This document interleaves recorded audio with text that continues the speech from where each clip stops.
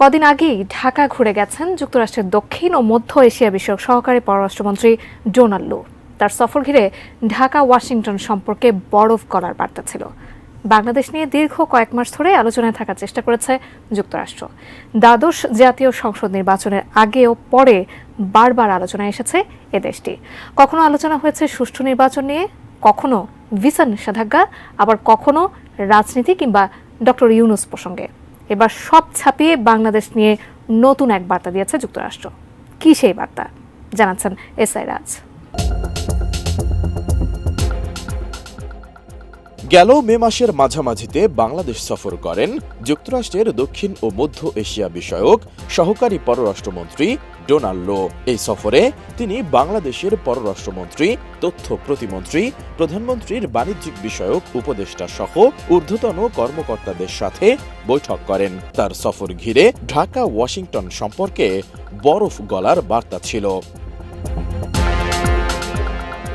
কিন্তু গত ২০ মে দুর্নীতিতে জড়িত থাকার কারণে বাংলাদেশের সাবেক সেনাপ্রধান জেনারেল আজিজ আহমেদের বিরুদ্ধে নিষেধাজ্ঞা দেয় মার্কিন প্রশাসন। এরপর থেকে বাংলাদেশ নিয়ে মার্কিন মনোভাব কোন দিকে মোড় নিচ্ছে তা নিয়ে তৈরি হয় জল্পনা। তবে এবার সেই জল্পনার ডালপালা ছেটে ঢাকা ওয়াশিংটন সম্পর্ক নিয়ে নতুন বার্তা দিয়েছেন দেশটির পররাষ্ট্র মন্ত্রণালয়ের দক্ষিণ ও এশিয়া বিষয়ক এই অ্যাসিস্ট্যান্ট সেক্রেটারি।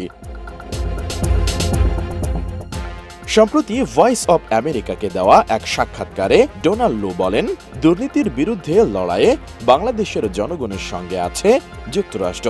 দুই দেশের সম্পর্ক জোরদার করার ব্যাপারে আশাবাদ ব্যক্ত করে লু বলেন, আমরা পেছনে নয়, সামনের দিকে তাকাতে চাই। বুধবার সাক্ষাৎকারটি প্রকাশ করে মার্কিন এই সংবাদ মাধ্যম। এতে ডোনাল্ড লু দুর্নীতি বিরোধী লড়াইয়ে বাংলাদেশ সরকারের সঙ্গে একসঙ্গে কাজ করার ক্ষেত্রে যুক্তরাষ্ট্রের কমিটমেন্টের ব্যাপারটিও গুরুত্বের সঙ্গে তুলে ধরেন। এতে ডোনাল্ড লু দুর্নীতি বিরোধী লড়াইয়ে বাংলাদেশ সরকারের সঙ্গে একসঙ্গে কাজ করার ক্ষেত্রে যুক্তরাষ্ট্রের কমিটমেন্টের ব্যাপারটিও গুরুত্বের সাথে তুলে ধরেন। একই সঙ্গে অর্থনৈতিক সহযোগিতা, জলবায়ু সংকট মোকাবেলা, নারী অধিকার ও উন্নয়ন, গণতন্ত্র ও মানবাধিকার ইস্যুতে বাংলাদেশের জনগণের সঙ্গে একসঙ্গে কাজ করার ব্যাপারে যুক্তরাষ্ট্রের কমিটমেন্ট সহ অভিন্ন স্বার্থ সংশ্লিষ্ট বিষয়ে বিভিন্ন প্রশ্নের জবাব দেন।